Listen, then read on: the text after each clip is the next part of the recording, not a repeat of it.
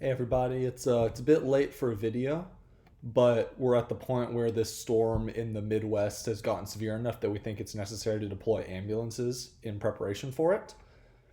This forecast is from 8 a.m. Thursday, tomorrow, April 2nd, through 8 a.m. on Friday, so essentially all day Thursday. As you can see, we're up to an enhanced risk level in eastern Iowa and southern Wisconsin and about the northern half of Illinois.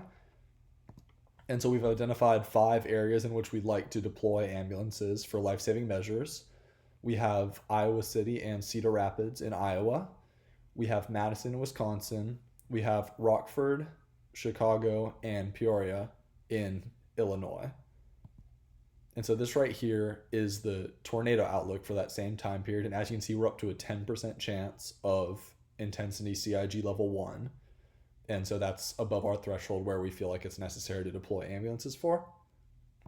And again, here's those 5 areas on the tornado map. And then these are the 5 areas exactly where we would be putting the ambulances. And so we have identified key trauma centers in each area. And so in the state of Illinois, we have OSF Healthcare has St. Anthony's in Rockford, and then St. Francis and a children's hospital in Peoria. And then there's also John H. Stroger Jr. Hospital of Cook County in Chicago. And so we would have 2 options for pediatric trauma and 3 options for standard trauma within Illinois. And so those are those 3 ambulances you see there stationed in Illinois. And then we also have 1 ambulance for Iowa and 1 for Wisconsin.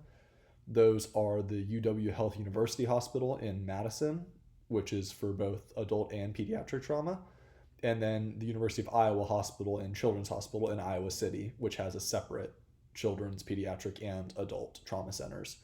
And so we think that between these 5 ambulances in these locations, we've covered a large section of the storm.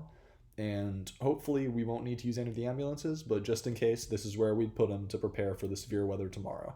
Everyone in those areas, please stay safe, and we'll see what happens.